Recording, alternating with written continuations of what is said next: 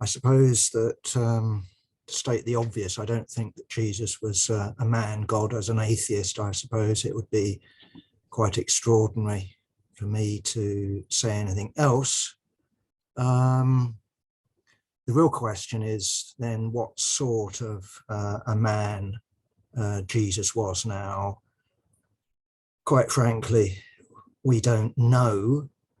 We can exclude all manner of possibilities. So what I'm going to present, is a sort of a story that I've told many times before, but it's a hypothesis. It's a likely, or the most likely, in my opinion, sort of explanation of Jesus. So the first thing I think just to say, which is what we argued in this week's paper, lots of comrades, won't have got their physical copy because of the post, but you can look at it online.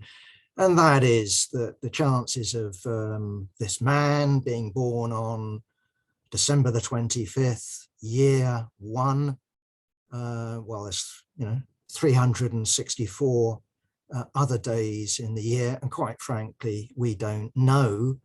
All I would point out is that precisely for that and lots of other reasons, historically, Protestant sects, but in particular Puritan sects, were very much opposed to Christmas.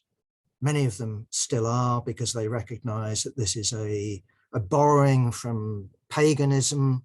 There is no biblical evidence of what month, what year Jesus was born in.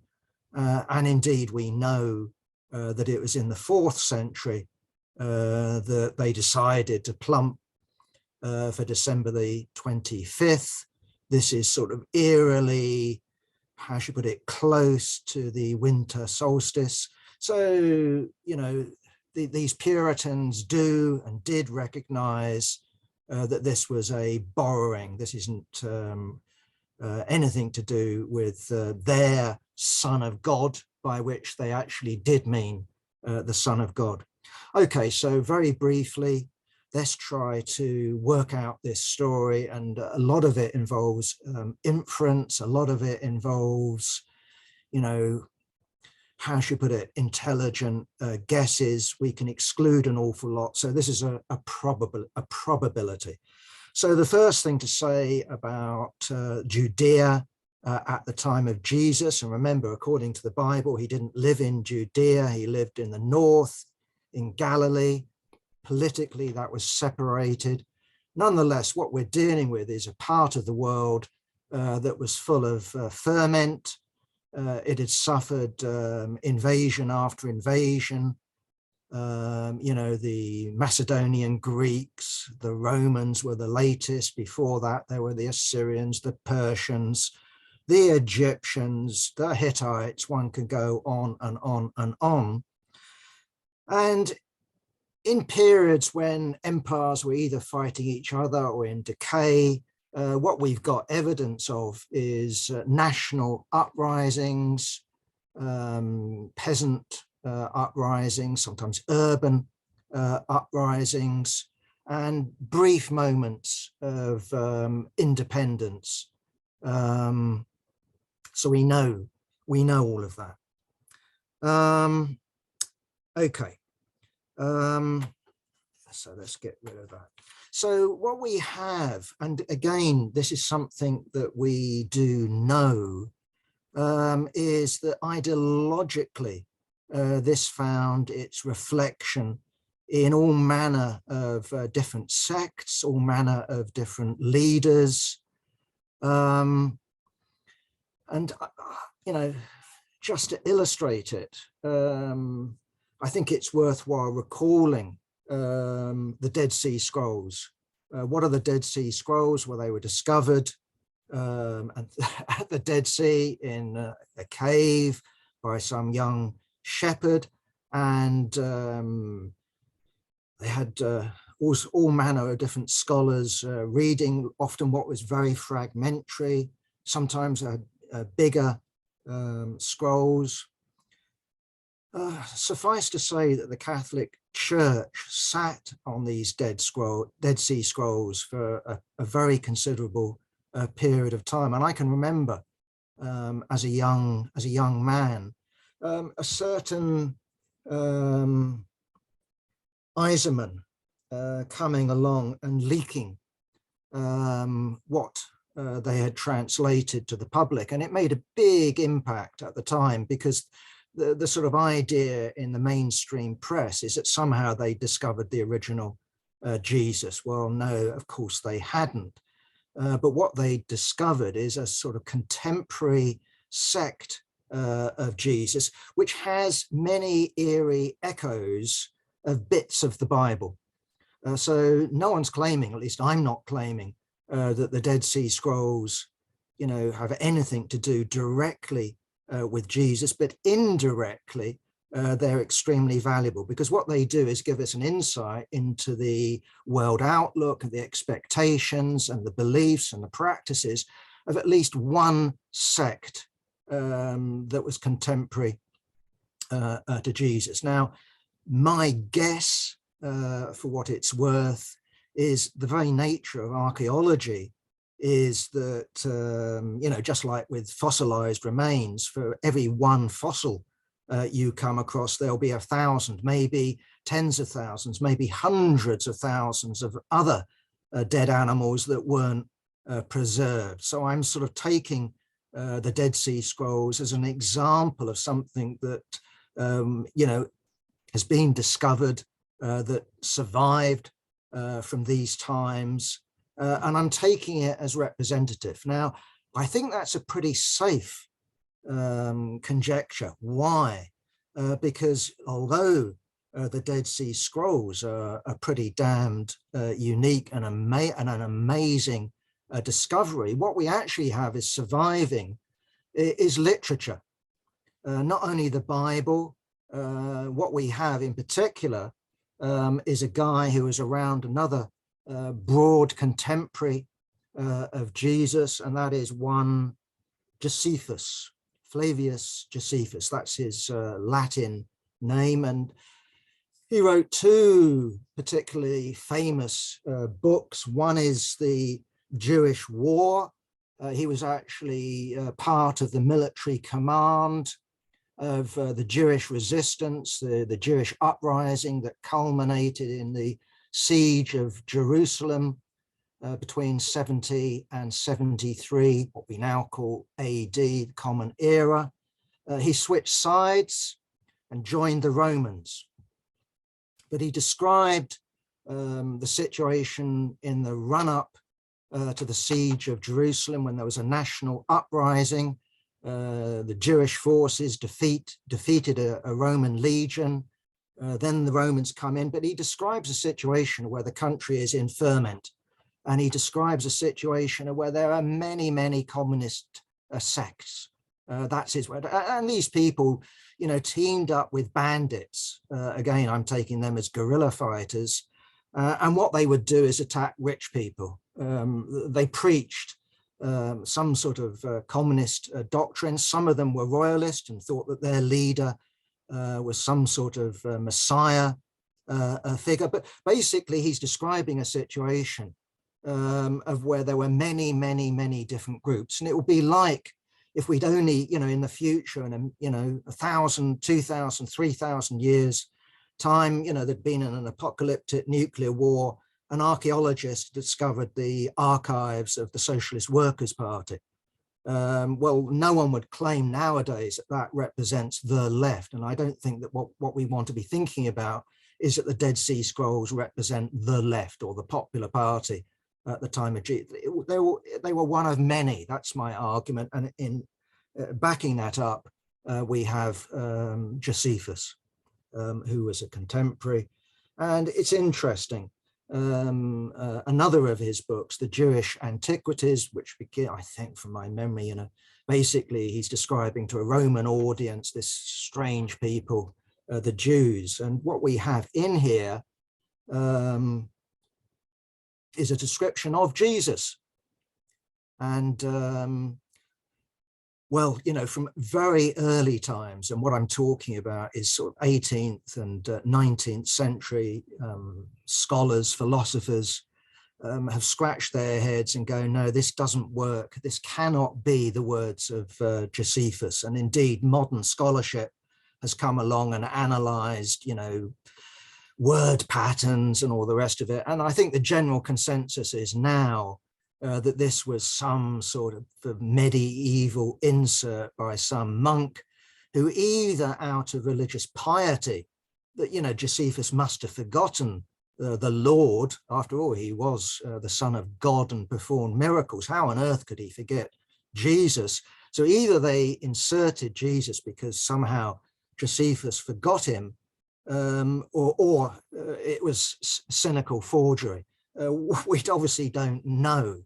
But what we do know is that somehow this miracle maker didn't make it into the Jewish antiquities. But interestingly, a guy called James the Just does.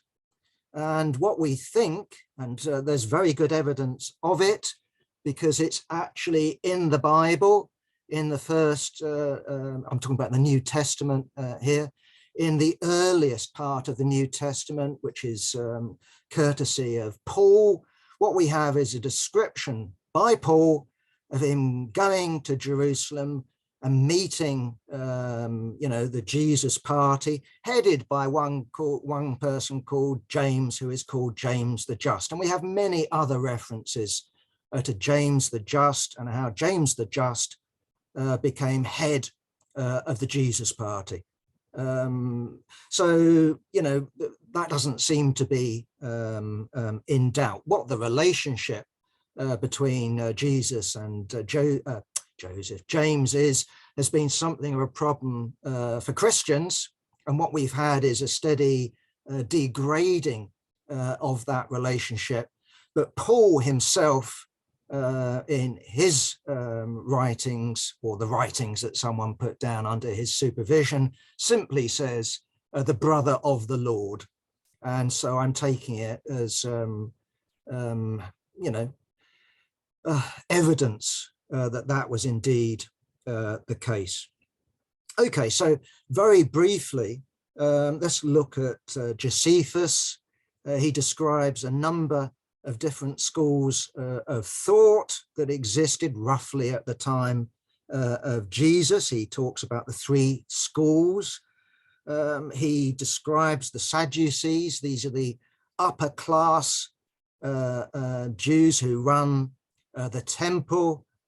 These people he describes them as very worldly wise. They don't believe that the dead will rise up at any time. Don't believe in saints. Don't believe in miracles. Basically believe in recognizing the power of the Romans.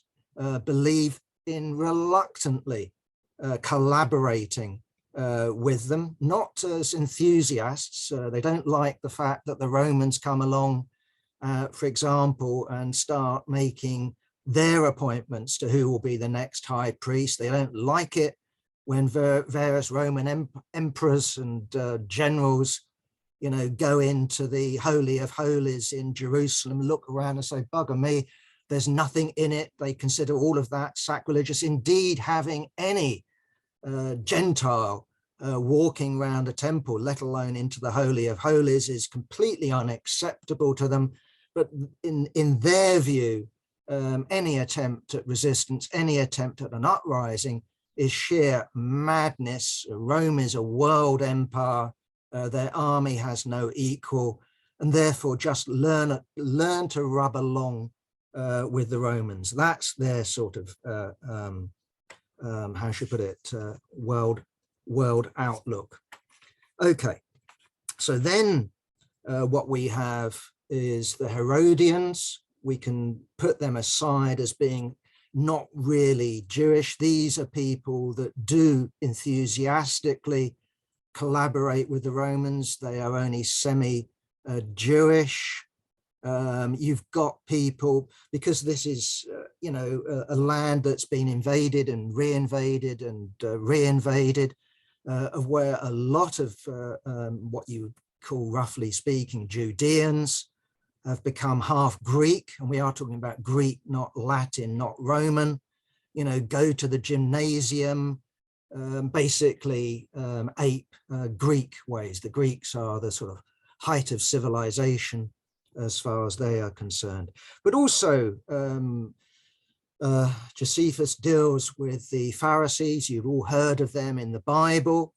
And basically what we need to understand about the Pharisees is that what had happened, I don't want to go too much into it, but basically what had happened to what we now understand, what we understand of the Jewish religion then, is that the age of prophecy, the age of how should I put it, interpretation had been closed, and basically the Sadducees, the high priests, their job was simply to preside over ceremony, to repeat words, to preside over sacrifice, the holy days.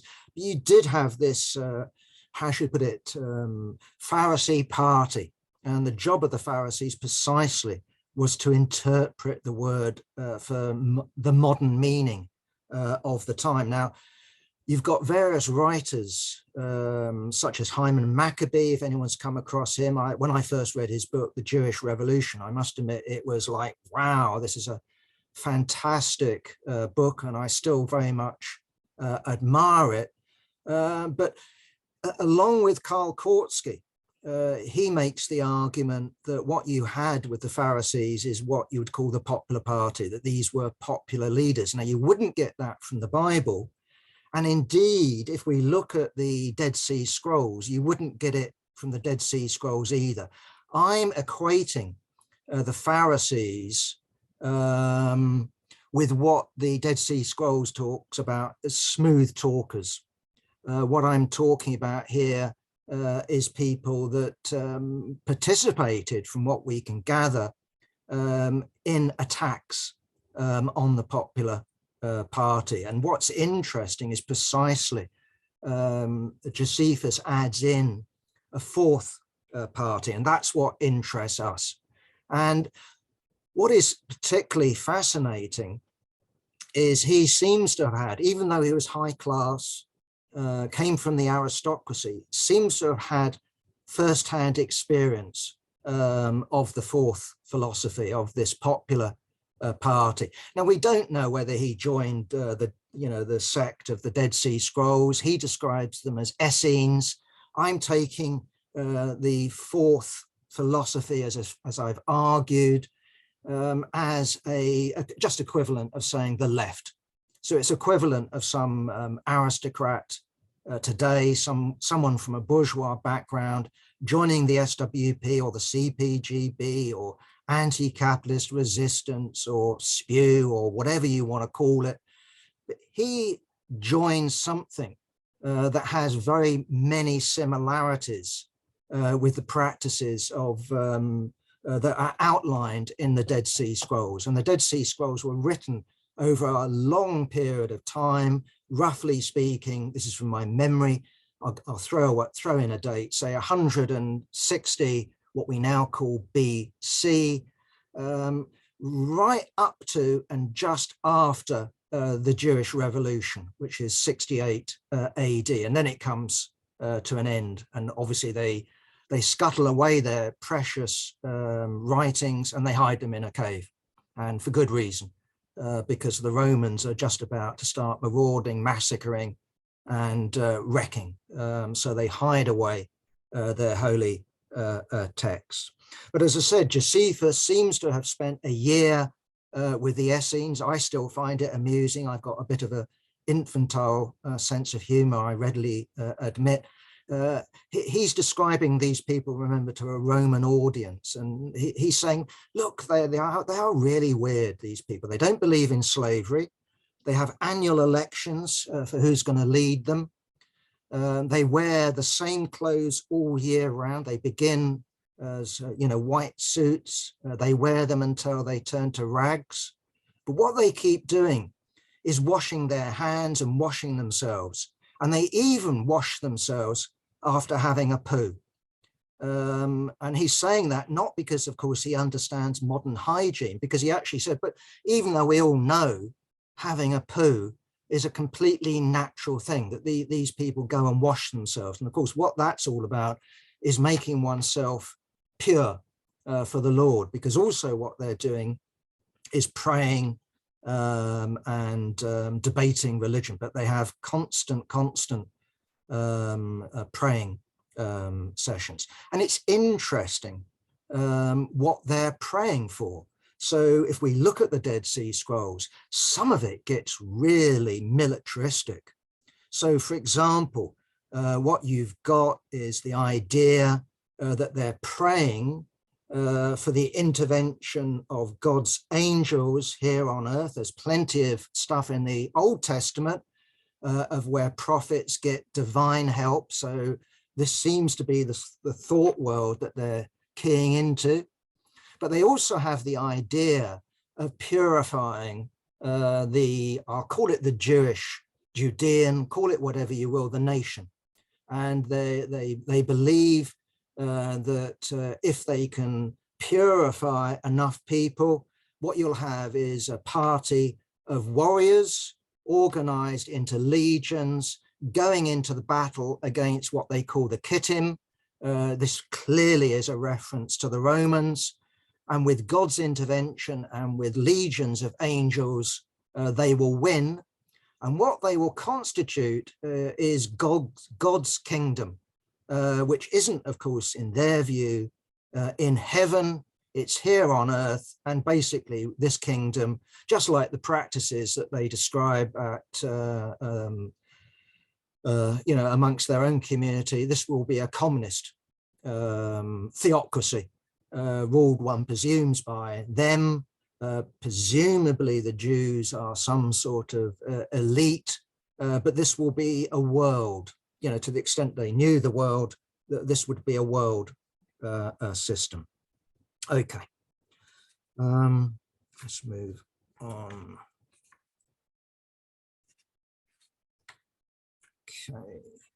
Okay, so also what we get, this is Josephus again, the Jewish wars, is we get descriptions. Again, we can get this from other sources, but Josephus is jolly good.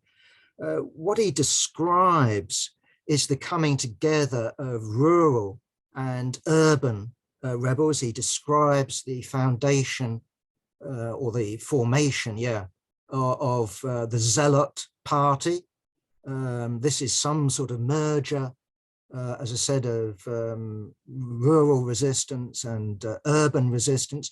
And we know how successful these people were, not only by rural uprisings, but assassinations in Jerusalem of high-class collaborators, so high priests, servants of high priests. And this was particularly done by the Sicarii. Sicarii is named after a short dagger that would presumably be concealed under a cloak, and their method was to stab their collaborating opponents and then disappear into the crowd.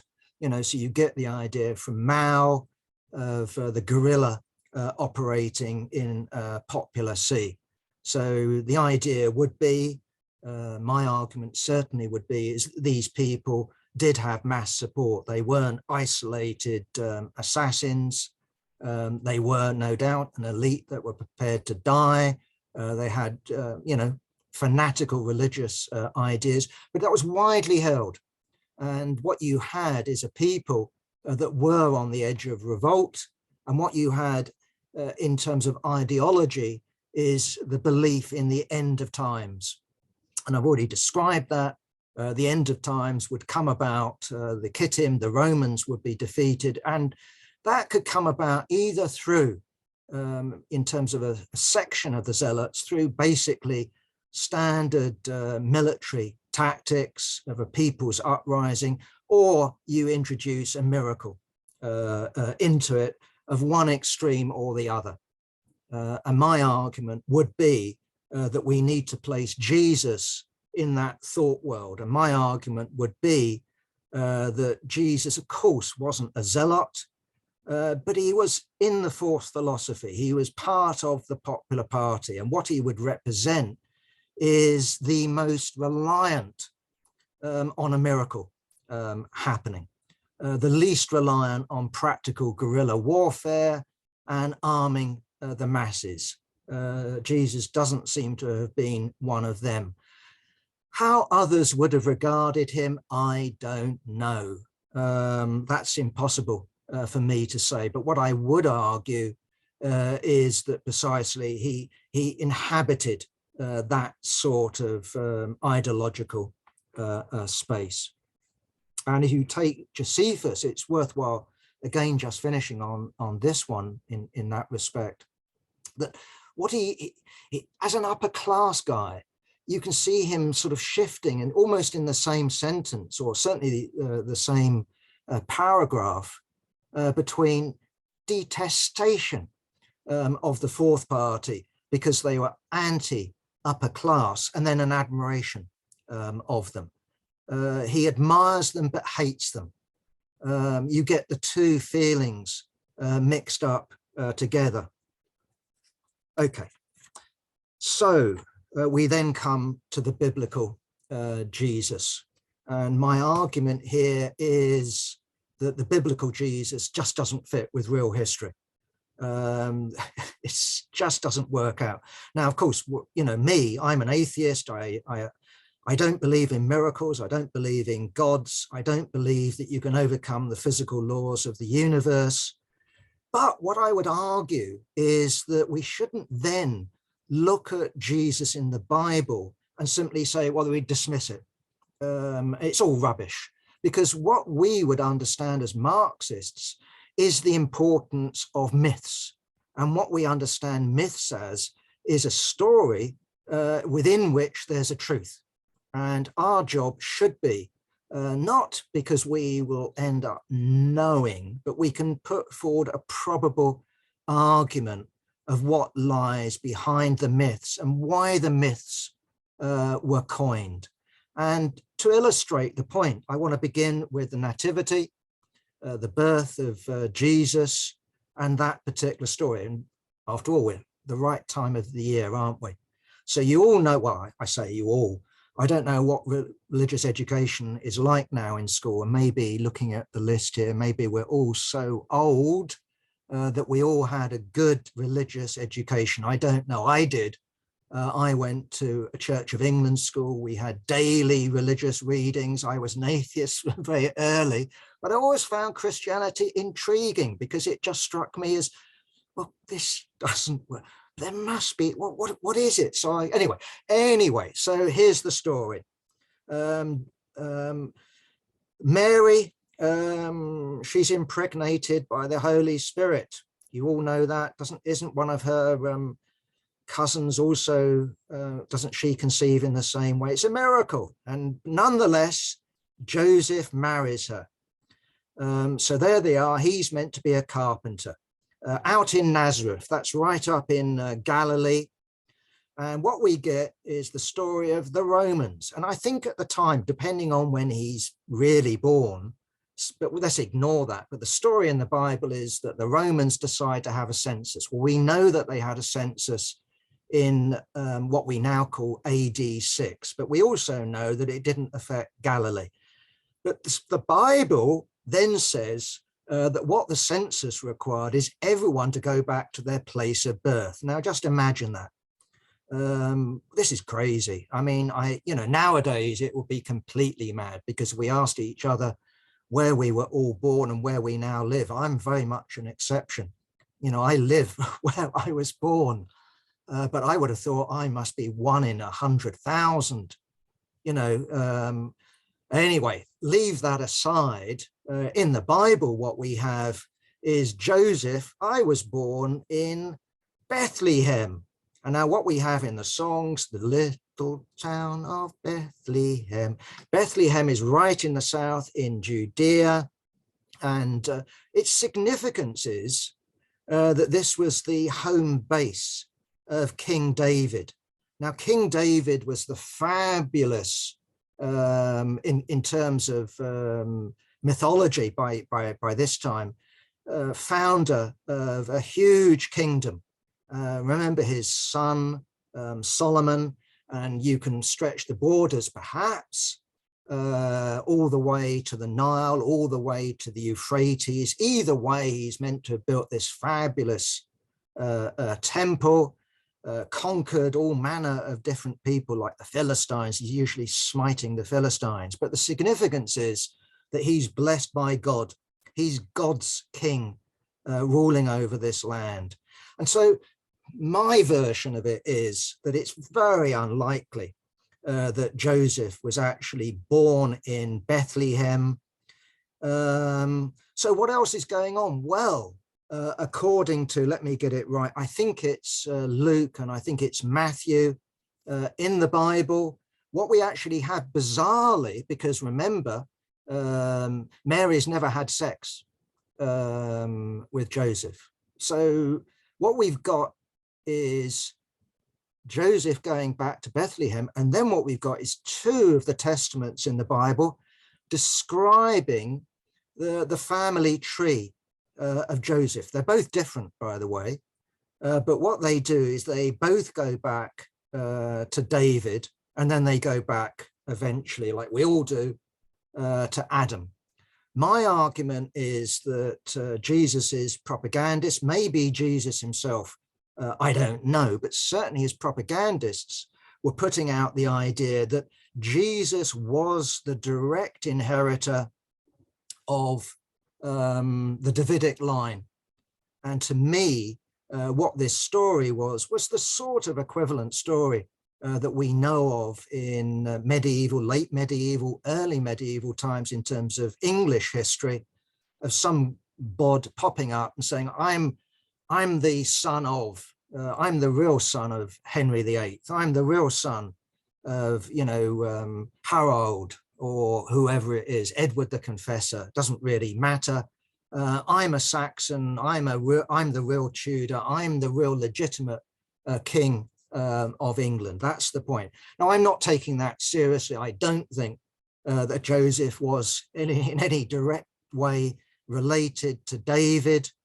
But that was the claim. And the reason why I'm arguing that is, why on earth leave it in? Or why have it in if you're talking about some, divine conception? Why have it there? Well, my argument is that a construct is there, and for whatever reason, either because it became so well known or whatever the reason, it remained.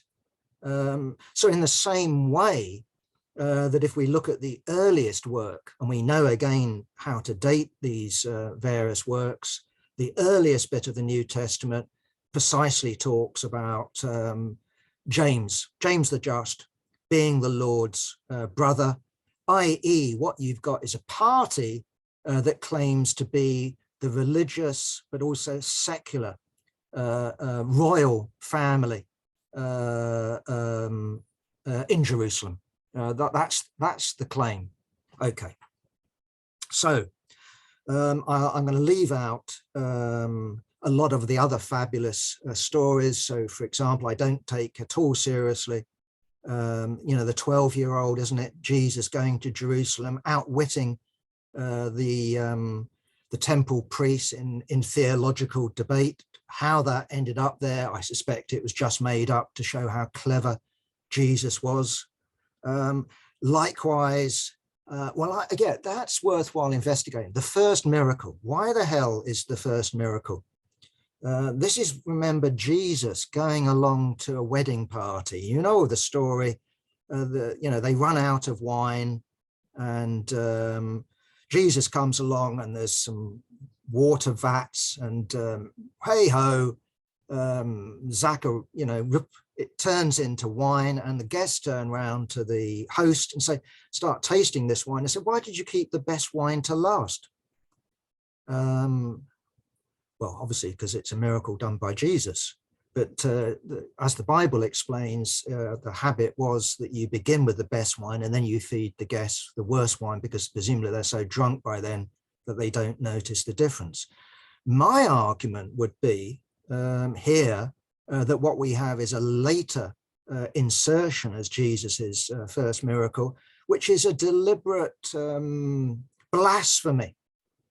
Because what we know of James, what we know of in terms of the Jesus party, is that just like the Essenes, just like the Dead Sea people and their scrolls, is that these people are teetotalers. They do not drink or, the fruit of the wine. They might eat berries, they might eat fruit juice, but they don't get intoxicated. So why do we have this miracle? My argument would be that what's happening here is that the James party, the Jesus party, is under attack, and its basic Jewishness as an extreme sect, very orthodox Judaism, is being insulted. And we need to understand these people. So what we're dealing with is people who were at one extreme xenophobic, would not mix with Romans, would not mix with collaborators, certainly would not mix with prostitutes and low-class people. Now, we don't know about Jesus, but what I'm arguing is that, putting that as his first miracle, that in my argument would be later. That is a later invention that's designed to break the Jesus party. And again, we know that from Paul, because what Paul agrees with James and the other the leaders of the party in Jerusalem, is that what he will do is recruit Gentiles, but they are recruiting Gentiles into some subcategory who don't, for example, need to get circumcised. And what we have with Paul, as described by Paul himself, is an attempt to water down all manner of taboos. So Paul is arguing against the dietary taboos of the James party, and basically says, well, what's wrong with food? Well, you ask any, Muslim, anybody from, a strict Jewish background, what is wrong with food? Well, you don't, for example, eat pork, for example. If you do, you've committed a religious sin. So I would argue that by inserting the drinking, but also watering down these religious taboos, something else is going on. And indeed, what we have again, in the words of Paul himself, is, I won't bother at the moment with his background, I'll come to that maybe, but what we have in his description is the Jewish masses basically saying, look, it's that bastard Paul, we know him, and them chasing him out of town. And that's his, not his road to Damascus moment, that's a separate moment. He's smuggled out because the masses are out for his blood. And that's because he's viewed as a taboo breaker, someone who wants to water down the religious taboos, and basically the Jesus party has to cover its back. That's my reading of it. Okay, we also come, and again, I think,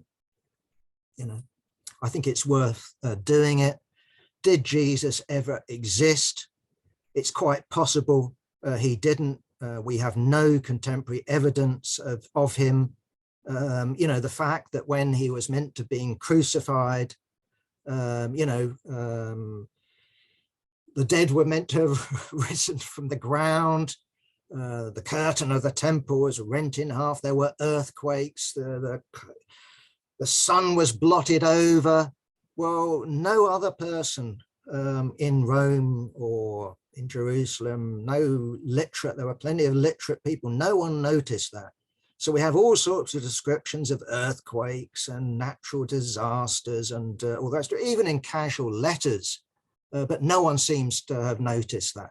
But my basic argument is, well, on balance, if his bloody brother existed, which I think probably he did, we have tons of references in the earliest writings of the sort of, I'd call it, well, Judeo-Christian, whatever you want to call it. Remember, the Bible was put together in the sort of 4th century, and loads of books were excluded. And what we have is some books, for example, that pivot the whole story much more on James than Jesus. So that, for example, the argument is amongst these people that the killing of James, which I think from memory was something like 54 BC, right, he was killed, that the reason why Jerusalem was sacked by the Romans was because of James.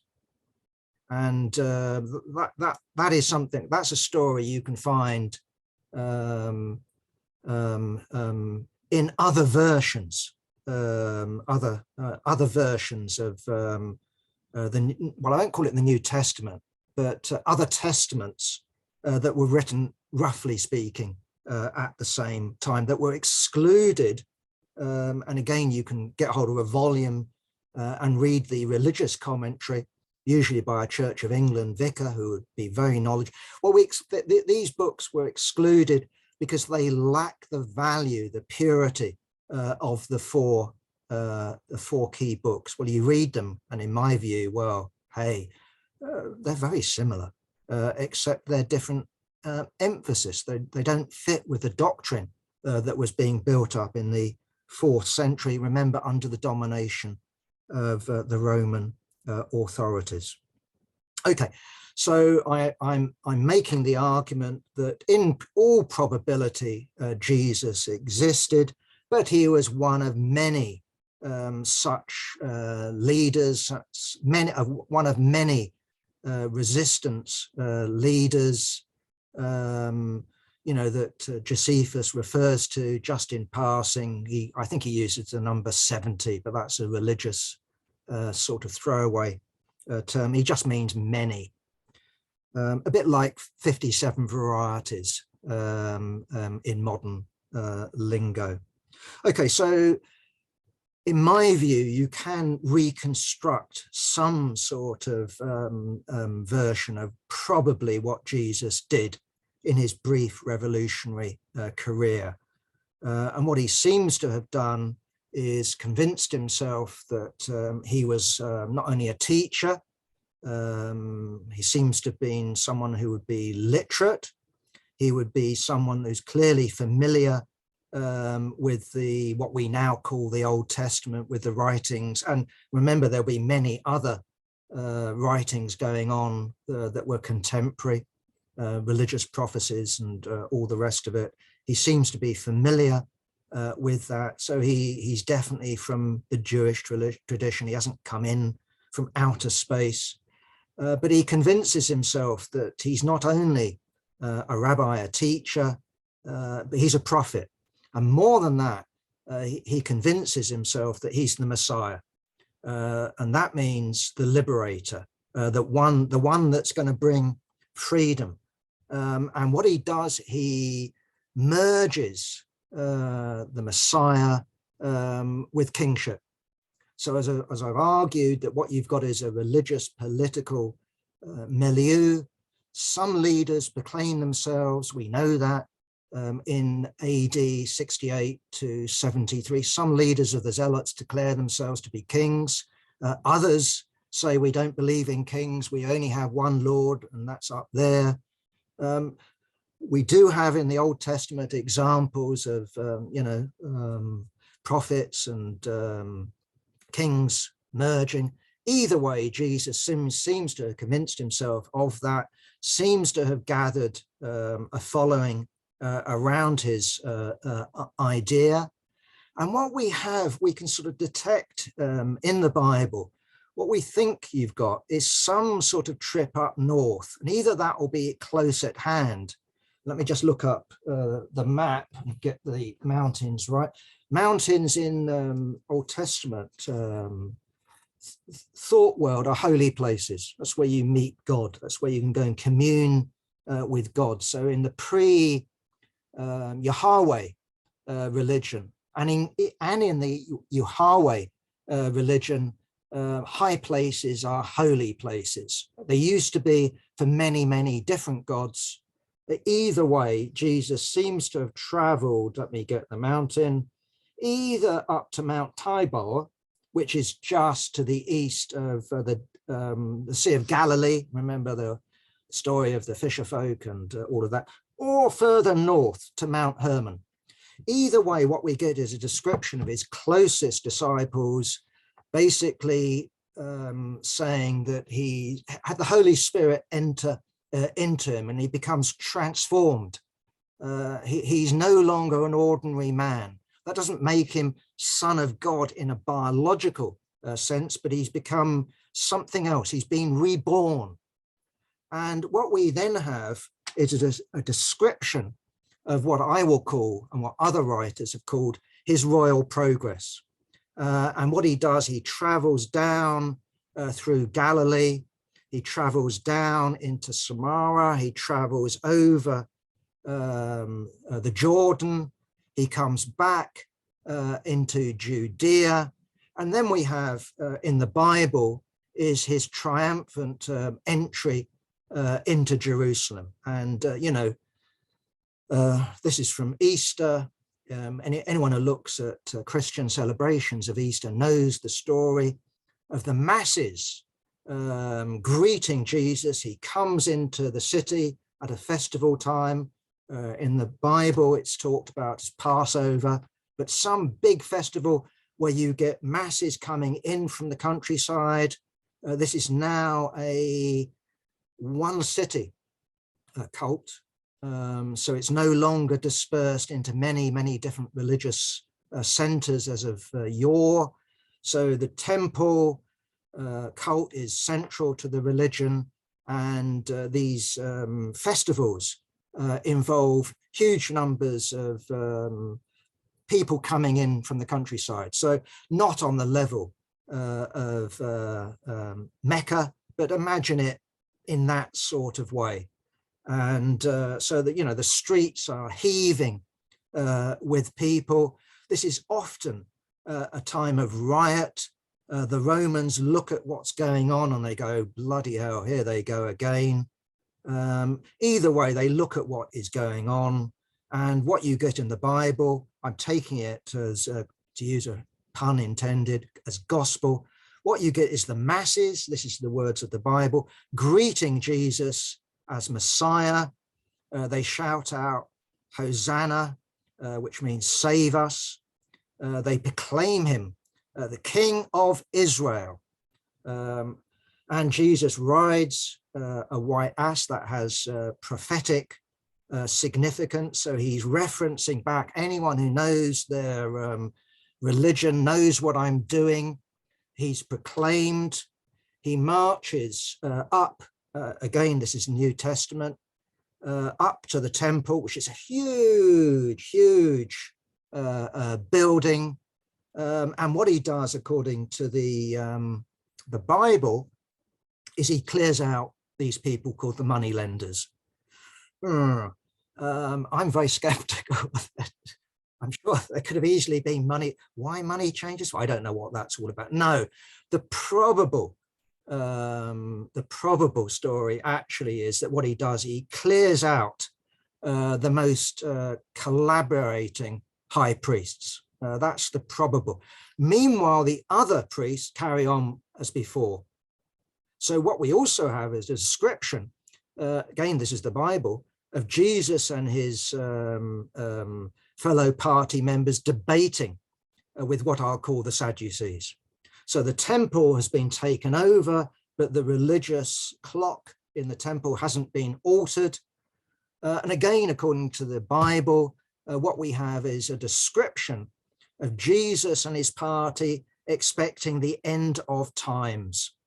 And we all know the story of Jesus going out with his closest disciples, outside the temple walls into what is called the Garden of Gethsemane.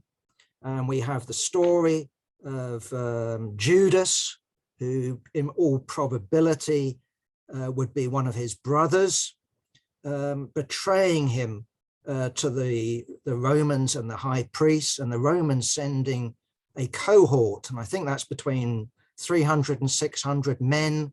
And we all have the picture in our minds of Judas going up to Jesus and giving him a big kiss in order to point him out. In my view, given that the guy's been preaching and has come into Jerusalem on a white donkey, I think myself that they would have recognized him. I don't think they needed Judas. So you again need to read it as the writers need someone who's betrayed Jesus. That's my argument. I don't think Jesus was betrayed by one of his disciples who got 30 pieces of silver and then hung himself. I don't think that the Romans would have needed to have an insider's job.